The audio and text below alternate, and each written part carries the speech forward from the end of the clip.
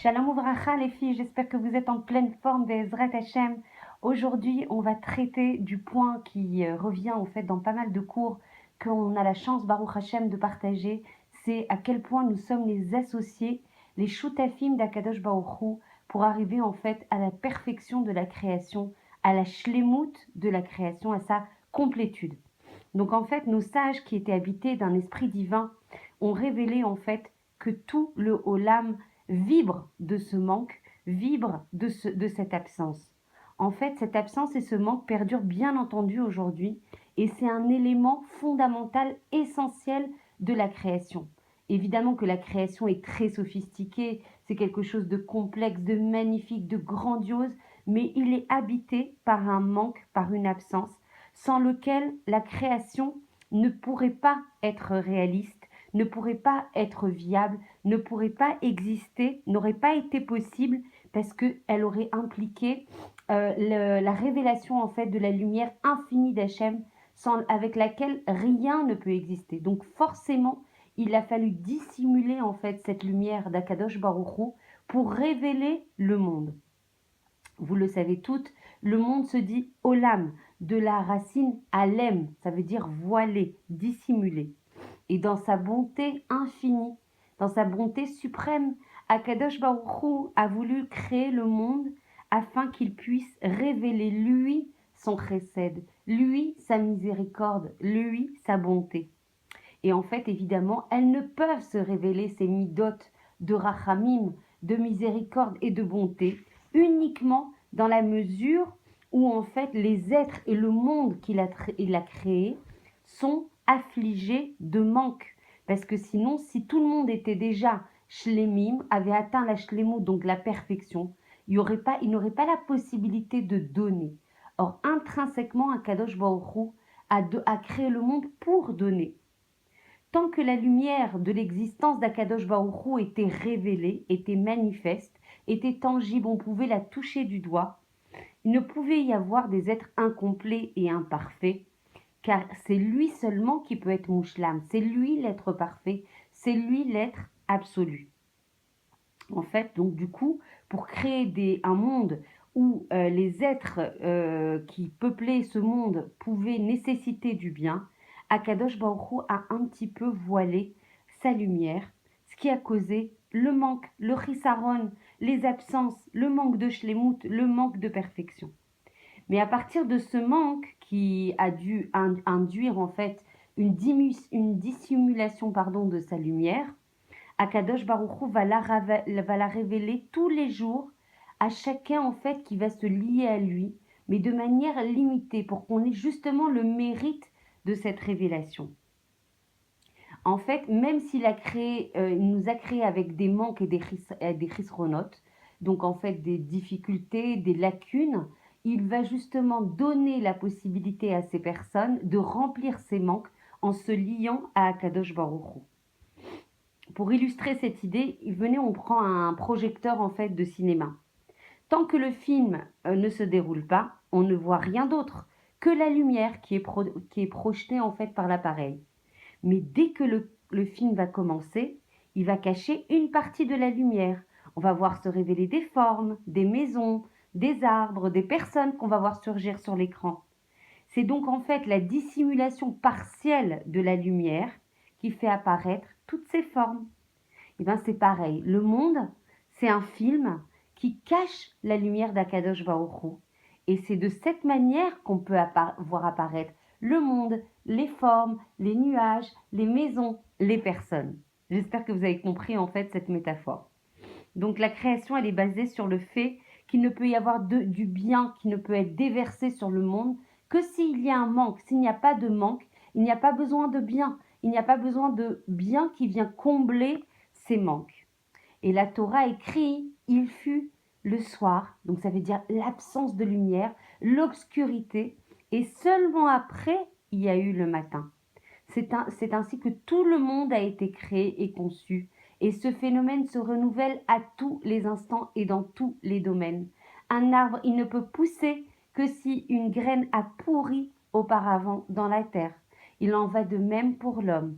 Les capacités qui sont spirituelles et qui sont enfouies cachés, dissimulés en lui, ne peuvent être développés que s'il y a un manque. En fait, quiconque s'est trouvé, c'est un exemple qui est très fort et très vibrant que j'ai lu, et si quelqu'un malheureusement Loa Lénon est passé en fait par une épreuve où il s'est senti en danger de mort, il sait qu'à ce moment-là, il a découvert des forces enfouies en lui, des forces prodigieuses qu'il n'imaginait pas posséder. Une émouna très forte, un rapprochement avec Akadosh Baruch Hu très fort, une connexion à sa lumière très forte. Et c'est parce qu'il s'est senti en manque dans cette situation où il s'est senti sur le fil, qu'il a pu révéler en fait ses forces prodigieuses, ses forces enfouies et dissimulées en lui. C'est dans cette situation où il y a un grand manque, où il y a de grandes lacunes et de grandes difficultés, que le vrai potentiel s'est réveillé et s'est manifesté. En fait, le but dans le monde est de créer un manque, un vide, où l'homme pourra se découvrir. Et comment il peut se découvrir? En se mettant à la lumière d'Akadosh Baruch Hu qui va l'éclairer. Et quand il va se mettre en connexion avec la source de toute lumière, avec la lumière infinie d'Akadosh Baruch Hu, avec toutes les mitzvot et toutes les oraot qui sont contenues, les consignes qui sont contenues dans la Torah, alors là, il pourra se révéler. Alors là, la vie peut s'écouler beaucoup plus sereinement. Et en fait, l'homme va pouvoir révéler la force d'âme infinie, éternelle, puissante qu'il a en lui. Et c'est malheureusement par les souffrances, par les épreuves, même si on ne les souhaite pas et on ne les demande pas, mais chacun dans son domaine, la vie est parsemée d'épreuves, pas pour nous faire souffrir, encore une fois, mais pour nous faire nous révéler, pour nous faire grandir, pour mettre en lumière en fait les potentiels infinis que recèle notre Neshama. En fait, il est important de comprendre pour quelles raisons Akadosh Baruch Hu a créé le monde. Parce qu'en fait, c'est uniquement pour atteindre le bien et la bénédiction qu'il a pu le créer. Et ça n'est qu'à travers le manque et l'absence qu'on va avoir une volonté de se rapprocher de lui. Il a créé des êtres avec des lacunes pour pouvoir les combler. Mais c'est quoi le vrai bien? C'est quoi le bien suprême? C'est quoi le bien absolu en fait dont on a besoin? En fait, le bien absolu, c'est Akadosh Baruch Hu lui-même. Il n'y a aucune autre source de bien. Il n'y a aucune source de bien absolu à part Akadosh Baruch Hu. Par conséquent, le bien le plus extrême, le maximum du bien qu'on peut recevoir en fait en tant qu'être humain, c'est être attaché à Akadosh Baruch Hu, au bien parfait. En fait, et dans cette perspective, évidemment, qu'est-ce que nous a donné Akadosh Baruch Hu? Il nous a donné la Torah. Chaque fois que l'on accomplit les 248 mitzvot positives et qu'on respecte l'une des 365 mitzvot négatives, on s'approche de la lumière infinie. On se connecte au bien absolu. On se met sous la lumière, sous les projecteurs d'Akadosh Baruch Hu. En fait, nos Chachamim disent que le but de ces 613 commandements de la Torah, c'est uniquement et exclusivement de les cacher, de nous relier à Akadosh Baruch Hu. Mais en fait, évidemment, vous le savez, les 613 mitzvot sont beaucoup plus profondes, beaucoup plus, elles ont un sens beaucoup plus important et saudi et secret que des instructions techniques. En fait, c'est le code secret avec lesquels, ces 613 mitzvot, avec lesquels toute la création arrive à marcher, arrive à constituer la création. C'est ces 613 mitzvot qui sont comme un code ADN de la création. En fait, elles correspondent aussi aux 613 organes de l'être humain, les organes et les membres de l'être humain. En fait, en l'homme, c'est pour ça qu'on dit que quand on sauve une personne, on sauve un olam malé, on sauve un monde entier. C'est parce que dans l'homme, avec ses 613 organes et membres, on a toute la création à l'intérieur de nous. Tout ce qui existe dans le monde, on peut le retrouver dans l'homme. En fait, l'homme, c'est le microcosme de toute la création. Donc chaque partie de lui-même, c'est une composante de la création. Lorsqu'il accomplit une mitzvah, non seulement il va apporter du bien à son corps, à sa neshama, mais il va aussi apporter en fait un élément positif de bien absolu à la création qui se rapportent à cet élément du corps. Si par exemple il a fait une mitzvah avec les yeux, eh bien ce sont les yeux qui vont bénéficier de cette mitzvah. Si ce sont avec les oreilles qu'il a fait cette mitzvah, il n'a pas écouté par exemple du lachon hara ou des choses non appropriées, alors du coup c'est les oreilles qui vont bénéficier de cette mitzvah. Et du coup la mitzvah, elle inondera tous les éléments du monde qui vont correspondre aux yeux et aux oreilles.